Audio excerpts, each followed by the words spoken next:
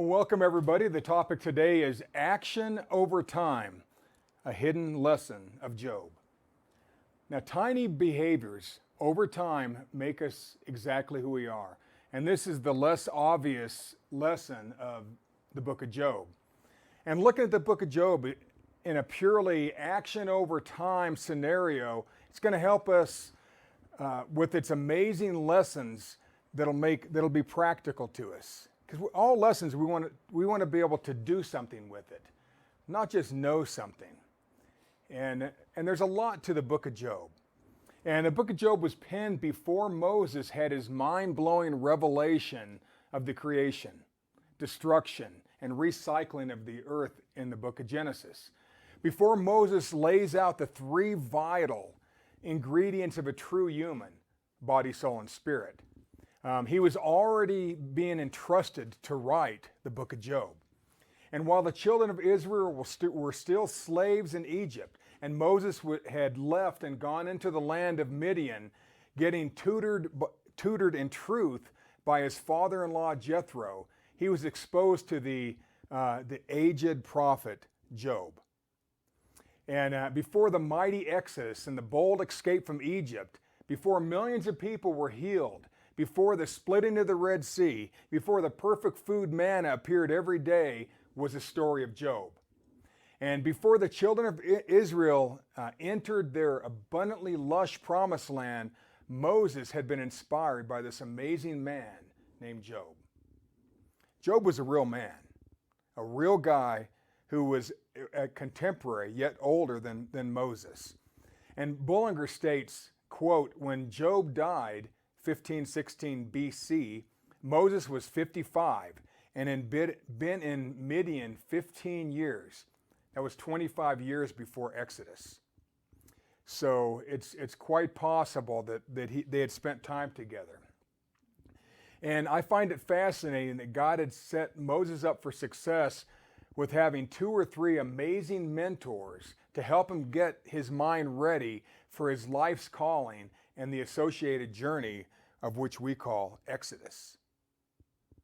How would you like to have been the one asked to walk into a land and to the most powerful land and to basically take millions of people out of there? You know, in the Talmud, which is a set of ancient Jewish writings, there's a reference to the 3 great non-Israelite prophets of God at the time of Moses and the Exodus. And they say it's Job, Jethro, and Balaam. So, Balaam, of course, we joke about it because of Balaam's and the talking donkey, but Balaam was one of the prophets at that time, who was not of the children of Israel. So that should make you think, God's bigger than any group. God can work in people who we don't think that he can. So just be aware. And Moses took the time, 40 years to be exact, before he went back to Egypt and rescued millions and millions of people from the clutches of slavery and from an evil empire. And he had to make sure his deeply rooted actions were solely based on truth and love and light, and that they were habitual. And one of Moses' mentors, if not personally, in words, was Job. See, Moses learned from Job that actions repeated over time can take a person from personal hell to one's personal promised land. And that's really the premise that we're at today. It worked for Job, it worked for Moses, what I'm going to teach, and it worked for the children of Israel, and those same simple principles will absolutely work for us. This is so simple that it gets missed. Even a great man like Job, who had became the richest man in the East, he had stopped applying what he had once known and lost it all. And the hidden story of Job contains a deeply ingrained template for success that Moses took with him when he returned to Egypt and found the children of Israel and led them out of captivity. And to be able to deal with the pressures of returning to Egypt to confront the most powerful man on earth and to organize millions of people to move in unison, he better have something. I'm glad I was not called to do that task. Moses had to already have put the mindset into action for years and years and years, or he could never have done this. Nothing but complete godly success had become Moses' mindset, and the time-honed lifestyle is what set him up. And it's in this lesson of Job, this first book of Moses that was ever penned, it must contain the greatest of all practical lessons. And we're going to look at one. One of these great lessons is that actions over time mold us into who we are and what we have. And actions over time are the hidden message of Job. And so here's a little on my background on the subject of Job. You know, for years I'd been satisfied with what I knew, or what I thought I knew about the book of Job, and what I thought I understood about the man Job and his family. I looked at the lesson of Job and his fear that took him from great heights to a living hell and back to the top again. I understood that his devastation was caused by fear. But what I didn't think was what was the great process that caused this great fear? What was his process of thinking that slowly got him out of that wonderful mindset to the point he could lose everything and train his children to lose everything? Remember, his kids were grown adults, had their own places, landholders, you know, and so they had to have listened or been trained by the same thought process. Like Job 3:25, King James says, "For the thing which I greatly feared has come upon me, and that which I was afraid of has come unto me." Now we all know that verse. And this is, you know, that's one of the two main verses that we all know in the book of Job, besides where God turned the captivity of Job and gave him twice as much. Okay? And that's what we think of Job. He got afraid, he lost. He believed, he won. But what is the process? Because why do we keep failing in life? You know, we fail at diets. We fail at stopping to do something that we want to do. We fail at getting the job we want, getting the accounts we want. And it just keeps happening over and over and over and over. It's because of these same principles. It's so simple that if you can glean a little bit of what I'm saying today, it'll help you in everything from losing weight to getting a better job to having a better relationship. And so, see, Job's great fears opened him to calamity, but what caused that fear? You see, and I didn't go that far. I just thought of it as fear and believing. And you know, like Job 42:10, I quoted part of it. It says, "And the Lord turned the captivity of Job when he prayed for his friends. Also, the Lord gave Job twice as much as he had before." Now, I want you to pull out of this teaching, or what I want you to pull out of the teaching is that behavior multiplied by time will lead us to our great abundance or our worst fears. Yeah, and Job was just like us, but he was just an extreme version of us.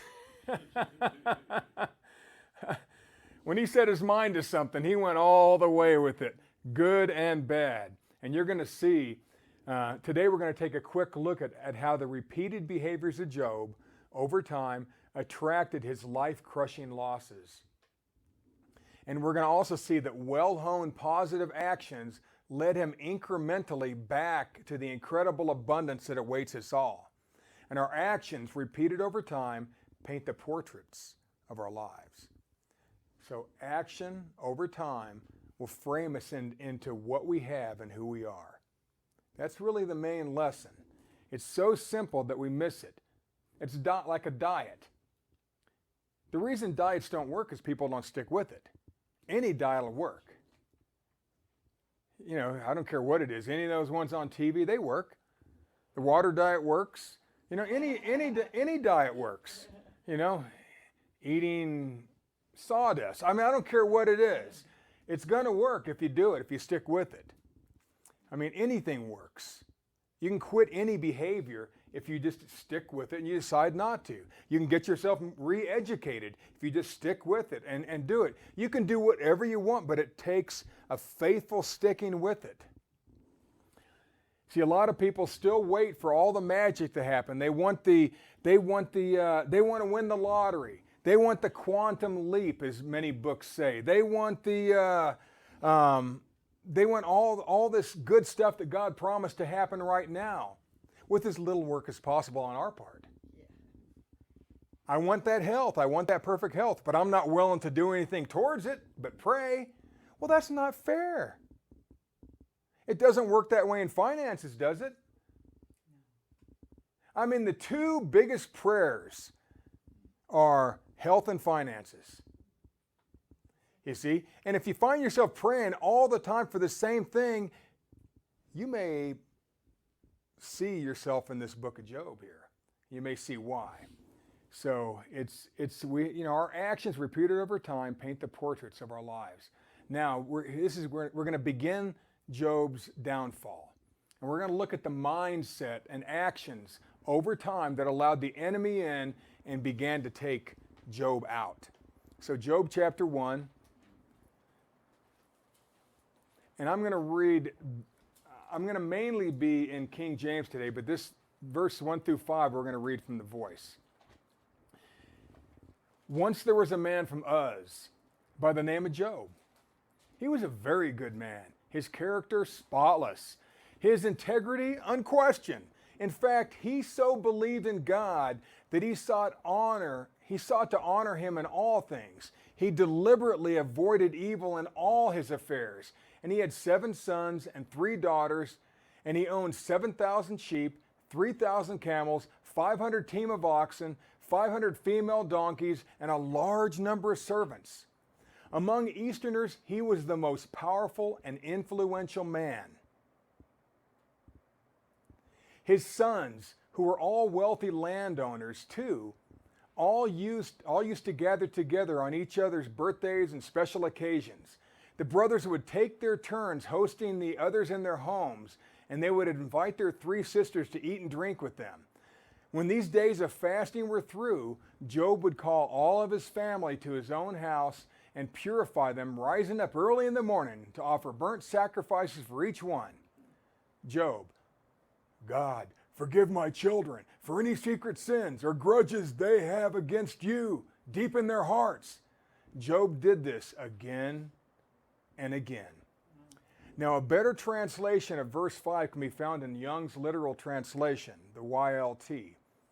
And so Job 1:5, and it cometh to pass when they have gone round the days of the banquet, that Job doth send and sanctify them, and hath risen early in the morning and caused to ascend burnt offerings, the number of them all. For Job said, perhaps my sons have sinned, yet bless God in their hearts. Thus Job did all the days. Now there's a difference there. Did you notice it? Instead of blessed and cursed God in their hearts, King James sounds meaner. They sinned and they cursed God in their hearts, and so he did these sacrifices. But the text, really, that word cursed is the word blessed. And you think, well, why is that in there? What does that mean? You know, it sounds so easy. Why would he be worried about that? See, verses 1 through 4 speak how good of a man Job was, how he sought after truth and turned his back on evil. It also tells us that because of his godly and positive routine, he prospered amazingly. Now remember, Egypt is down here. And then when Moses was 40, he left. Remember that? And then he walked up and he went to Midian, which is near the Arabian Peninsula, and he goes up, and it's over in that's the east. That's where Jethro was. That's where Job was. That's probably where Balaam was too. So that's the east part of the Middle East, we would call it. And so this guy prospered. Now I love the YLT here because it captures the duplicity of thought that is always an initial indicator, or a thermometer, if you will, of the believing mindset of Job or anybody. And I'll explain. Now, my paraphrasing, it's, quote, perhaps my sons have lost focus and have at the same time stayed focused on being a blessing to God in their hearts. They've lost focus on God, but they've stayed focused on God. Now, what does that seem like to you? Huh? It's a contradiction. It's not stable. Well, that's what these kids were talking like. You know, they would act one way and act another way. They talk one way and act another way. But isn't that what Paul talks about? The things I want to do, I don't do, and the things I don't want to do, those I do. That's always the problem with mankind. Always has been, always will be. And if we can learn to beat that, we'll be victorious. But it's hard to see because we're trained by the world. We're world trained. You know, it's just, you know, we humans want it both ways. You know, we think we can both live in the world and live above the world. It doesn't work. It's like the woman who thinks she can change that man. It's never happened. It's like waiting for the right time to have children. There is no right time. You see? I mean, just read Galatians 5, read Romans 7 and 8, read Ephesians 6. Just open the Bible. And this is all through there. It's the same problem. Adam and Eve, it was the same problem. I want the world, but I want God.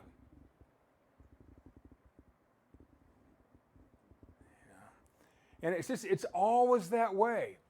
Now remember that the word sin in the Bible, it doesn't mean sin like the Christian sin, where you slick your hair back and you put a shiny suit on and you've sinned and come short of the glory of God, you sinner. That's not the kind of sin we're talking about. Sin simply means, even in the Hebrew, to miss the mark. Now what does that mean? Just think of it logically. Think if God supplied all our need, which He has, if the whole universe is set up so that we can have our need met, which it is, everything we'll ever need is already supplied. We just have to learn to find it. So if we don't see it, we're missing the mark. The sin is really against us. You can't offend God. He's not offended by man. You know, it's just, I mean, to sin is really, He wanted you to have this thing, but you want that thing. Isn't that the same thing that He talked about? You curse God, but you bless God. You know, it's the same thing. It's duplistic behavior. And that's what this is talking about. You see, to sin simply means to take our focus off our promised health, our promised abundance, and to focus on lack, hurt, bitterness, and pain.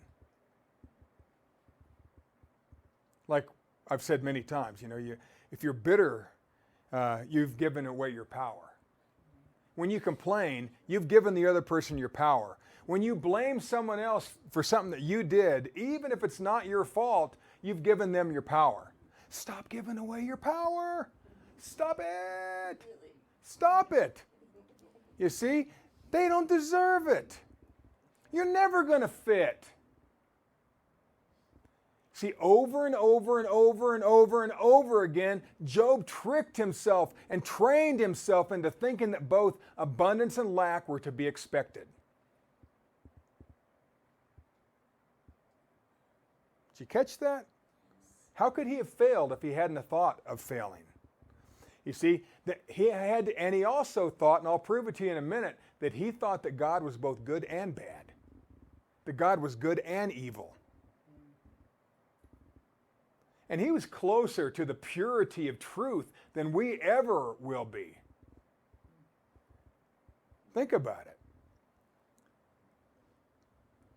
I mean, for Moses to write this book first, before anything was ever written, this is the first thing that anybody ever read is the book of Job. There has to be something in here that humans need.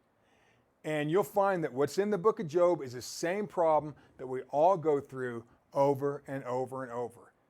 Maybe in a more dramatic sense, maybe in a less dramatic sense. You see, And he also believed that he could live in the world, but also live above the world. See, it's all about choices lived. It's all about choice. Multiplied. It's like an investment.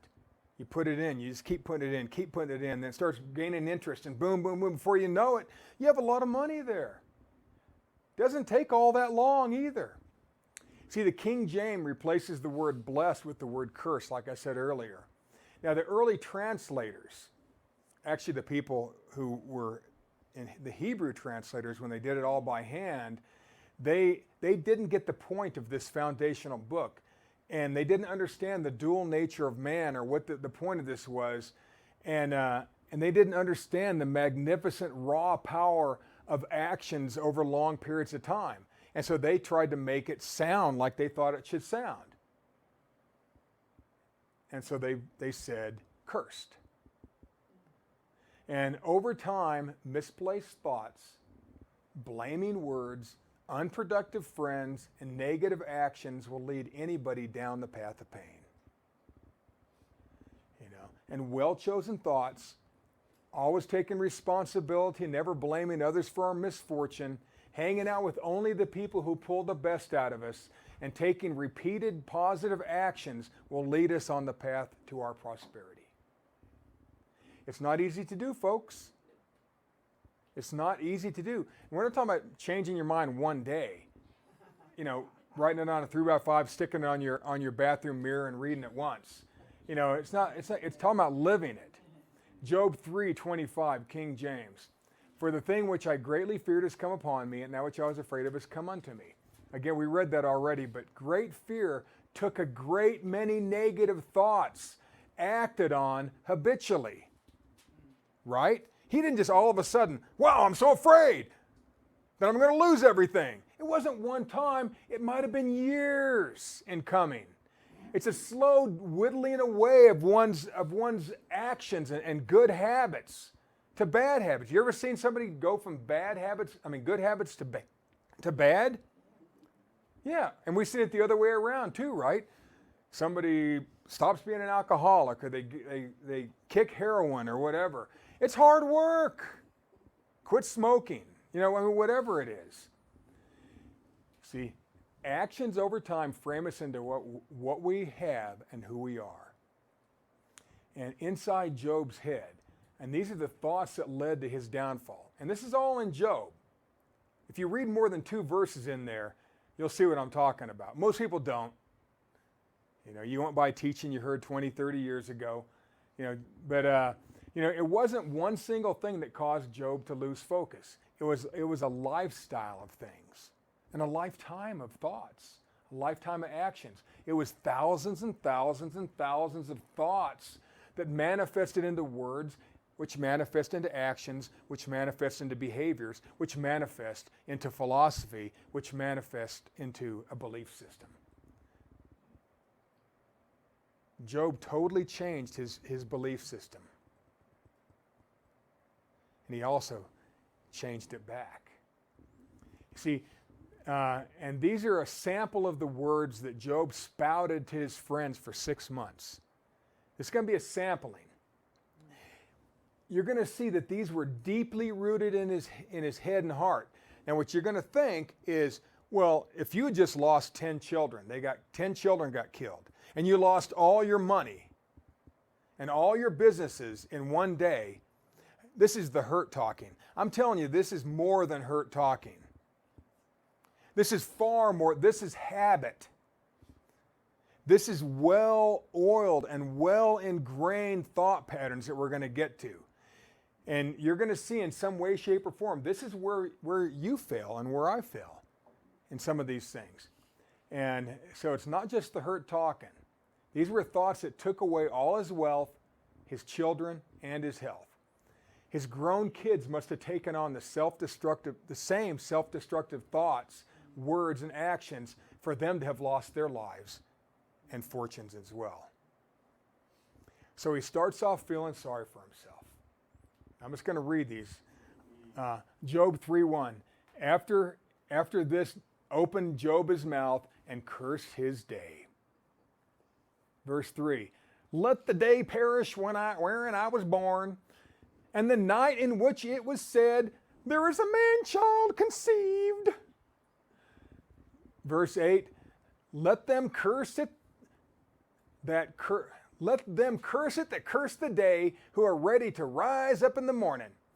Verse 11, why died I not from the womb? Why did I not give up the ghost when I came out of the belly? So, you're feeling pretty sorry for yourself if you wish you were never born, right? Okay? I've thought that before. Most people do at some point. It's like, oh, what am I even here for? That's the same thing. What's my purpose? What's the point? But if you take that to its end, that's when people terminate themselves. And so, and now he blames God for his loss. Chapter 9, verse 4. He is wise in heart and mighty in strength, who hath hardened himself against him and hath prospered. Who's hardened himself against God and prospered?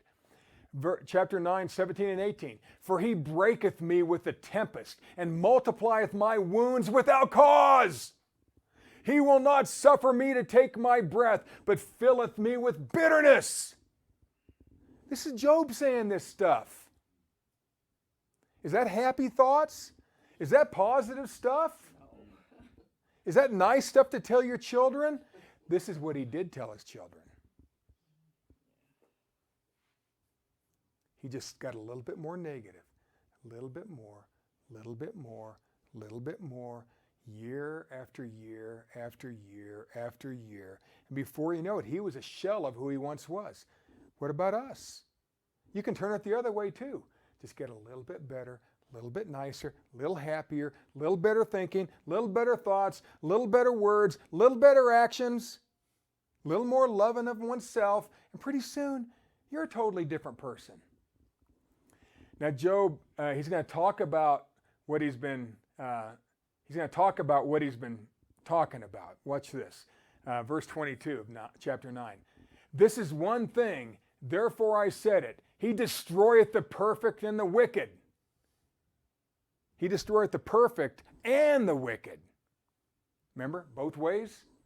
You see, if the scourge slay suddenly, he will laugh at the trial of the innocent.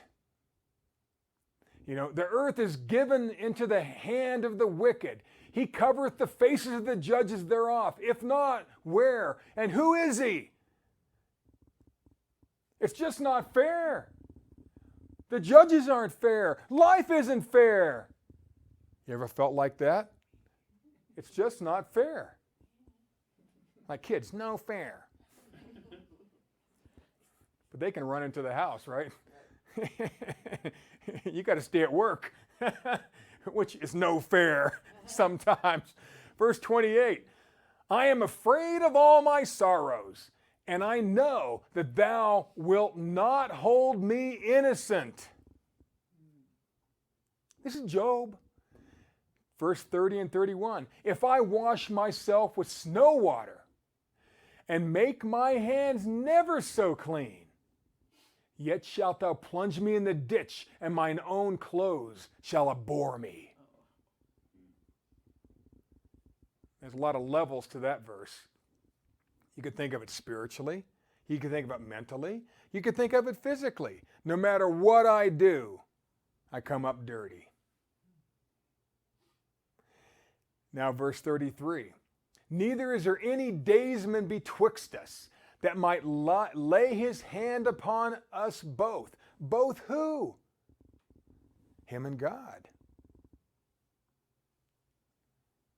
You ever talk to two friends who were fighting? You put your hand on them, come on. You put your hands on their shoulders. Come on, now you guys get along. What are you doing? This is a team. We got a hockey game here. There's no fighting. Well, I guess there is fighting in hockey, but not on your own same team. Not supposed to be. Yeah, so the fight broke out into a hockey game, right? Schoolyard fight. Let me see. So let him take his rod away from me. A rod. and let not his fear terrify me. Now he mentions how he thinks of how he thinks that others think of him. Now, once you start becoming introspective, now you start thinking about what everybody else thinks about you. It's a sad place to be. It's a lonely place to be. Chapter 12, verse 4.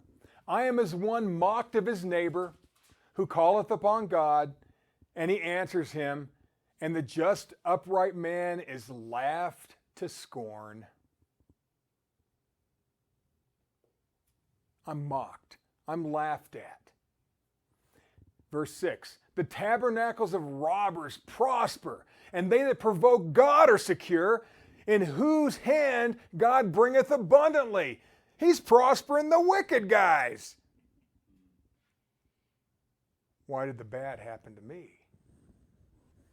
You ever thought that? How come everybody else is getting all the good and I'm getting all the junk?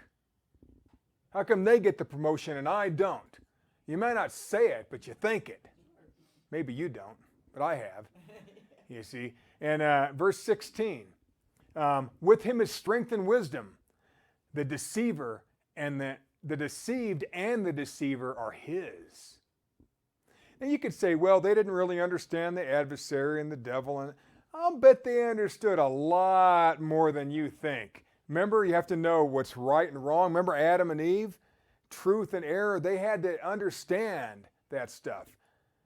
They weren't like ignorant babes. Not to walk into Egypt with this information, go into the most powerful man and demand him to let all the slaves in that country free? Look at the trouble that happened in our country. And how many years it really took. You think it was any easier for him? They were deadly people that he had to deal with. So whatever is in the book of Job can help you conquer far more than you ever want to conquer. I don't care what it is, a job, health, a relationship, it doesn't matter.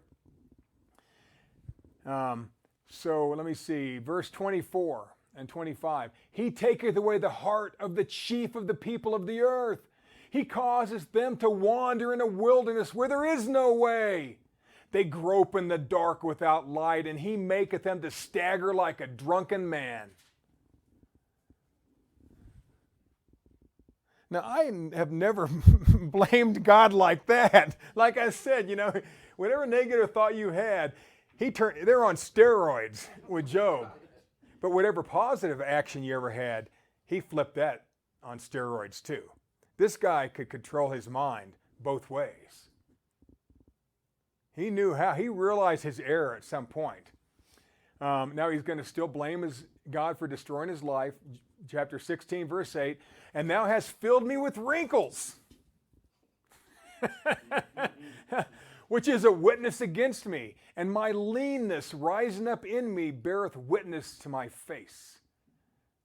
It's really, he's getting skinnier and skinnier, so the wrinkles were showing. Chapter 16, verse 11. God hath delivered me to the ungodly, and turned me over into the hands of the wicked. I was at ease, but he hath broken me asunder. He hath also taken me by the neck, and shaken me to pieces, to set me up for his mark. Now, that's not the little kind God that I think about. How would you turn your mind? But have you ever blamed God? Hey, how come I didn't get that job, God? What's going on? How come I'm not getting healed and they did? It's the same thing. It's the same thing. Just said very graphically here. You feel like you got burned. It's the same thing. Whenever you see that thought process, know that you're on the road down to great loss. It's nobody's fault. It is not your fault. It is not God's fault. You just keep moving until you get what you want. And if you fail and stumble and tumble, then get up, dust off, and keep moving, like you want your kids to when they play sports, right? You don't just lay there for the rest of the game.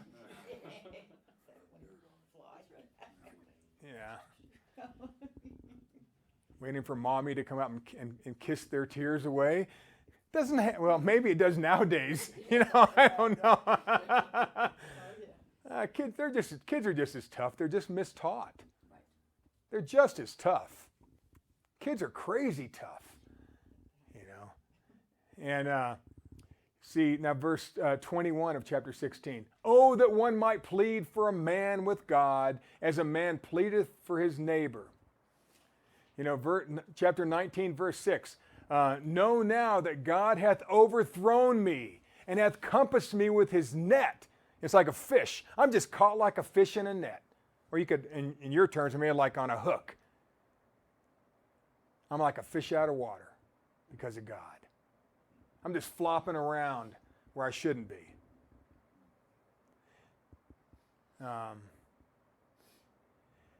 And chapter 19, verse 8. He hath fenced up my way that I cannot pass, and he hath set darkness in my paths. He hath stripped me of my glory. He's taken the crowns from my head. He has destroyed me on every side. I'm gone. And mine hope he hath removed like a tree. God just cut down my hope.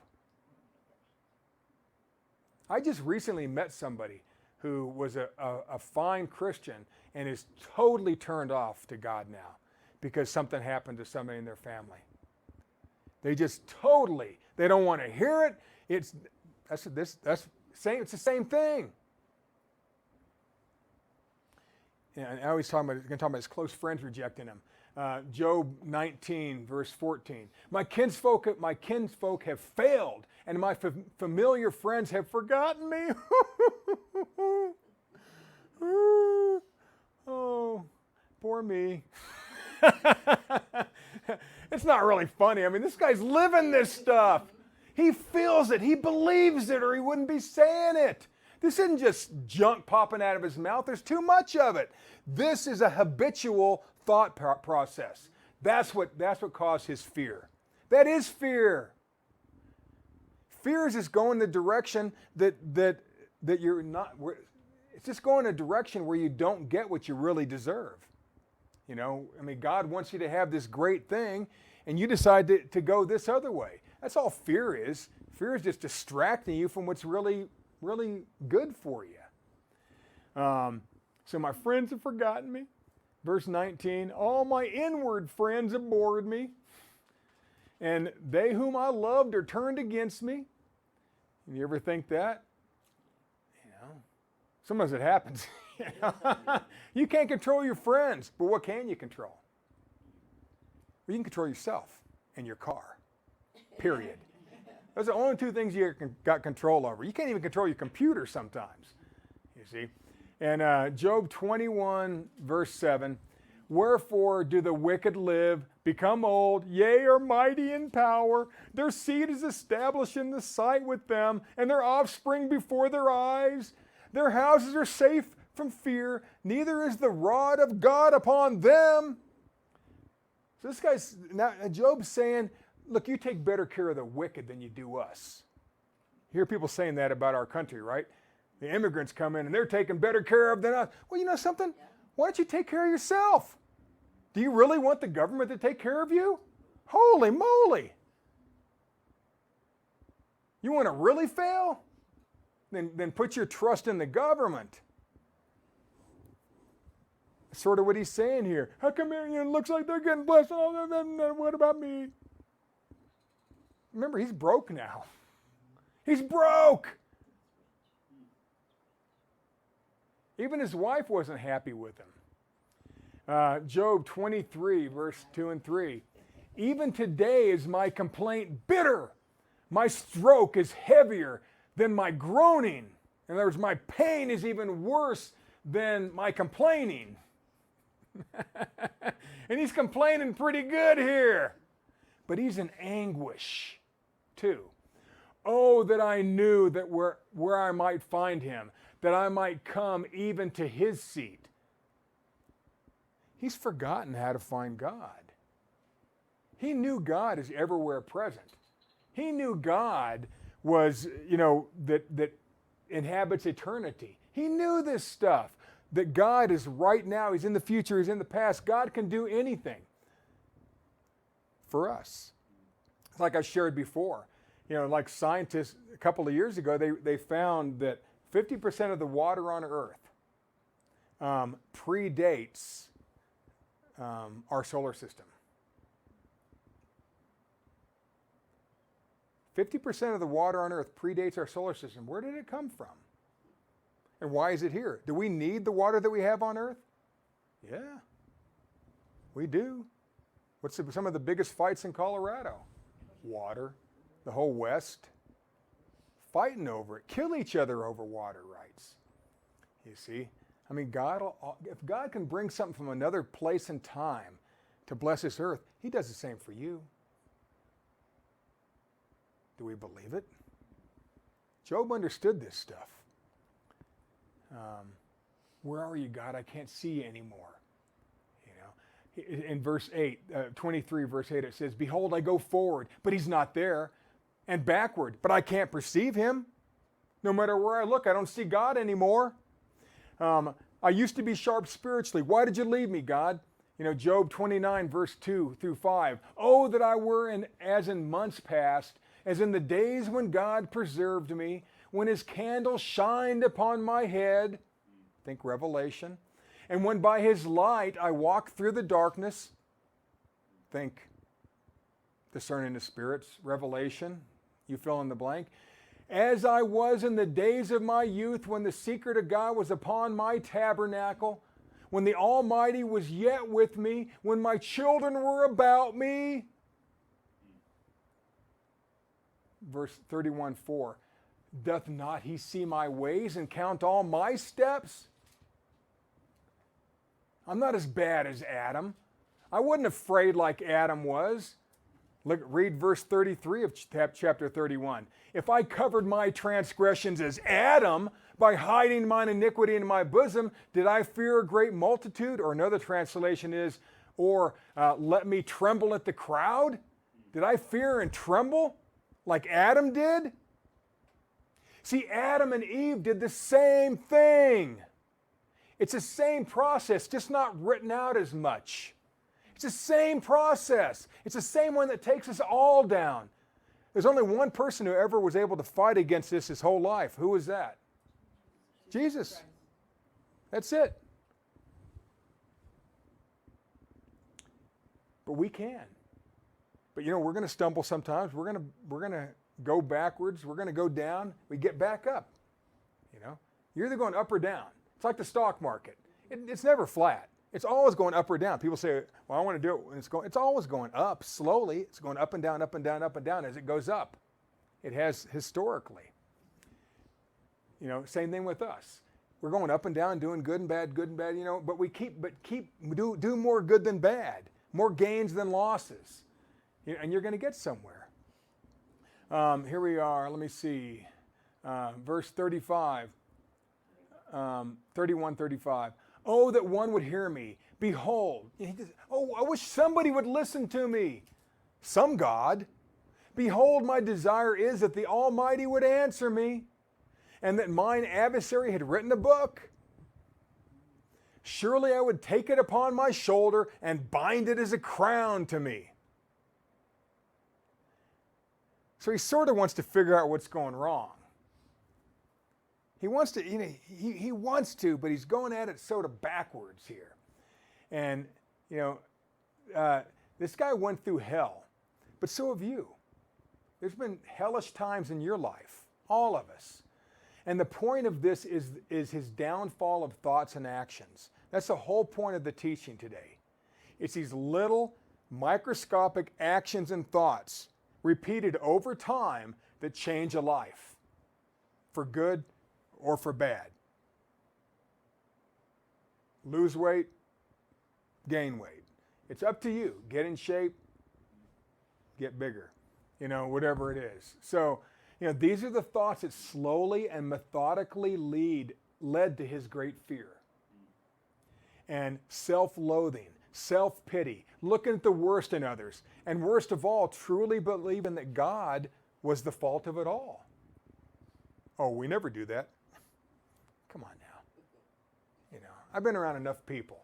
I've never seen somebody who didn't blame God at some point in their life. You see, it's the same trick. You're on that same road down once you ask God, hey God, how come, what's up? You're heading down, baby. You know?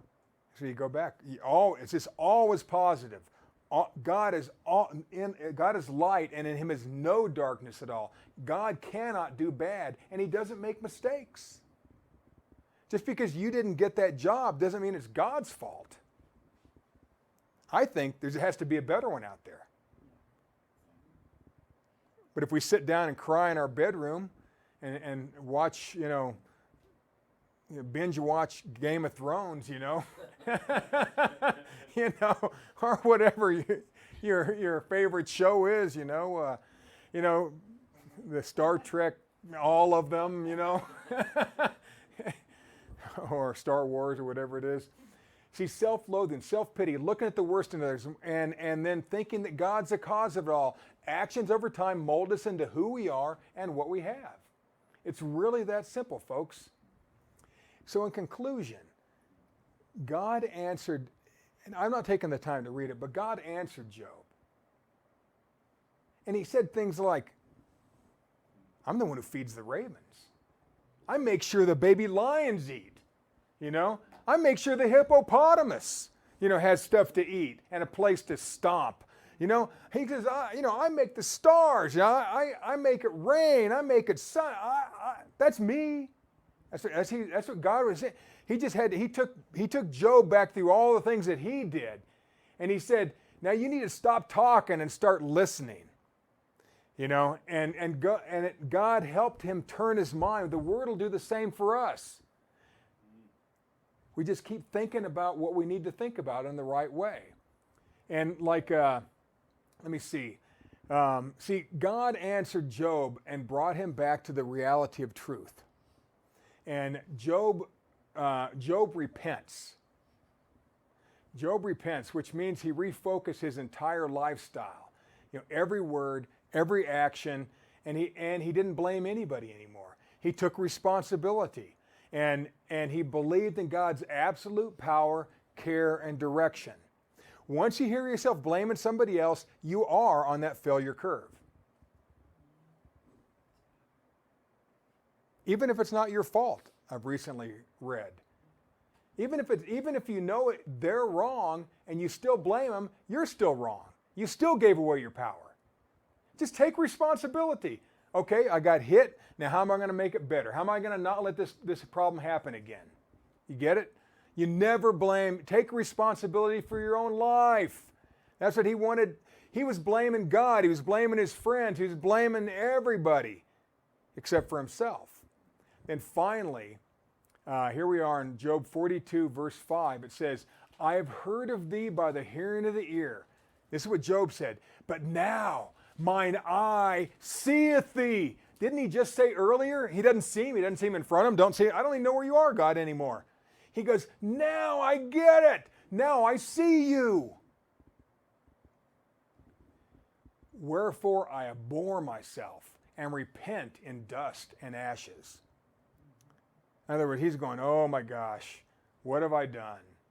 What have I done? You see?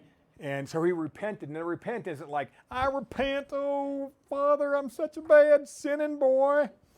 That's not repenting. Repenting means to change your lifestyle. Turn it around. Turn your life back around. It's action. Words don't mean anything. Or they do mean something if it's coming from your heart. But what I'm saying is it's actions where it's at. Stop talking and start doing. Stop yakking and start tracking. You see, and then chapter 42, verse 10, and the Lord turned the captivity of Job when he prayed for his friends. Also, the Lord gave Job twice as much as he had before. Now we think, oh, he prayed for his friends, and now my life's all better. It wasn't in the prayer; it was in the whole lifestyle change. He changed everything in a matter of months, but it took time. It took time to get his mind back around. And to double what he had before took years. It wasn't this all of a sudden he turned around and there's gold cougarans flowing out of his pockets. That's what we want. That's that lottery mentality. It doesn't work that way, folks. It's not life. It's just not life. You want something, go work for it. Stop complaining about your situation. Go do it. Get the education, get the certification, get the job, move somewhere else. If your friends are bringing you down, stop hanging out with those friends. Your mom taught you that stuff when you were a little boy or girl. You know, so let me see, chapter 42, verse 12. And it says, so the Lord blessed the latter end of Job more than his beginning. For he had 14,000 sheep, 6,000 camels, 1,000 yoke of oxen, and 1,000 she-asses. Now here's a quote that I read today that I love. And this is by Rabbi Bunham. And it's, quote, a man should carry 2 stones in his pocket. On one should be inscribed, I am but dust and ashes. On the other, for my sake the world was created. And he should use each stone as he needs it. End of quote. Hey, I'm just dust and ash, but God made this whole thing for me. And that's a humbleness that we have to have. We know that God will take care of us, but we have to do our part too. We have to do our part, and that's what I'm trying to teach here. Stop praying for miracles. Go be the miracle. You know, do something about your situation. Just praying for miracles when you have a bad situation is just like praying for the lottery. You see, prayer is good. You know, but what I'm saying is if you can do something about your situation, then do something. If you can't, then just keep praying. You see. And the Lord was able to bless Job double because he disciplined himself to be twice as good in his thought life, twice as good in his words, twice as good in his expectations of God's ability to supply. Job became twice the man that he had been when he was the richest man in the East. How would you like to have twice the money you're making now? How would you like to have twice the good friends, a twice as good relationship? How would you like to have twice the health? It's all possible, folks. But it may not happen magically snap. You know, you just put in the work. You do it, you do it, you do it, you do it, and usually it'll work for you. It's just the way the whole universe is set up. We're designed to have all our need met. Isn't that the promise? But we have to do our work. God put Adam in the garden to work. Put your hand to the plow. Whatsoever thy hand findeth to do, do it with thy might. It's work, folks. It's hard work. It always is. It's going to make you sweat. It's going to make you crazy at times. But you just get up and you keep going. Get up and keep going. So verse 13, he also had 7 sons and 3 daughters. Again, remember he'd lost 10. And he called the name of the first. And notice this, he doesn't name any of the boys. He only names his 3 daughters. And he called the name of the first Jemima, and the name of the second Keziah, and the name of the third Karen Hapuk. Wouldn't want to spell that in first grade. And verse 15, and in all the land there were no women found so fair as the daughters of Job, and their father gave them inheritance among the brethren. That was unheard of. Women didn't get inheritance at that time. But these girls were so amazing, and because God had blessed them so much, those 3 girls got an inheritance too. Isn't that something? Verse 16, after this lived Job 140 years, and saw his sons and his sons' sons, even 4 generations. So Job died, being old and full of days. See, Moses was mentored in some way by Job, and directly by Jethro, who was also a prophet. And these are some of the lessons that he trained himself to live. Remember, he was raised in Egypt, Moses, for 40 years. He was raised like the son of Pharaoh, which means he had to learn their religions. So all this other stuff was in his head. And he was also raised a little bit by his mom and sister, you see? And then he had the God of the Hebrews in his head. And so then he left, and he was gone 40 years. It took him 40 years to get his head together. And so you get mad when something doesn't happen in 4 days? I'm not saying it's going to take you 40 years, but maybe it might take the rest of your life to resolve a certain issue. Who cares? Who cares? Just keep bettering and bettering and bettering oneself. And these are the lessons he trained himself to live over and over and over again. And this amazing believing mindset, or should I say believing lifestyle, because he changed his life. In fact, I'll even say he changed his whole religion. I mean, Christianity, if you thought of Christianity today, it's nothing like it would have been in the first century. What we see today and what Christians think Christianity is not Christianity. Or I guess it is, but it's not what it was in the first century. Now, maybe it doesn't matter if you have, with the robes and the choirs, and who cares? If people dig it and they get blessed by it, who cares? Who cares? You see? But this amazing believing mindset, lifestyle change, philosophy change is what changed Job. And it's what changed Moses. And Moses adapted the things that he learned from Job. So it gave him the ability to walk back into Egypt alone, but walk out with 1 million people. How do you do that?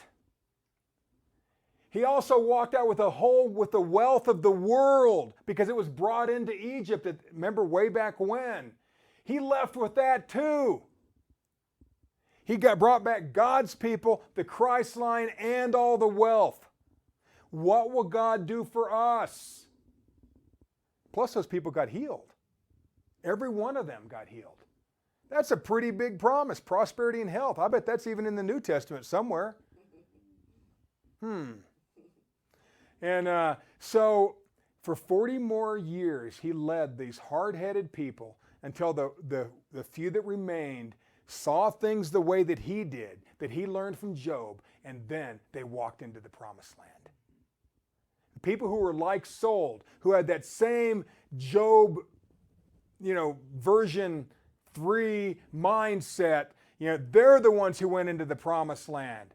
The hidden story of Job contains the deeply ingrained template for success that Moses took with him as he returned to Egypt and fought to lead the children of Israel out of captivity. To be able to deal with the pressure of returning to Egypt to confront the most powerful man on earth and to organize millions of people to move in unison, Moses had to have already put in the work. He was ready. It was a habit. He knew it was going to happen. He had no doubt at all that God would supply. Nothing but complete godly success had become Moses' mindset and time-honed lifestyle. And this lesson to Job was the first book Moses ever penned. It contained the greatest of all practical lessons that deeply ingrained positive actions practiced into a form of art over time will mold us into who we are and what we have. So actions over time are the hidden message of Job. God bless.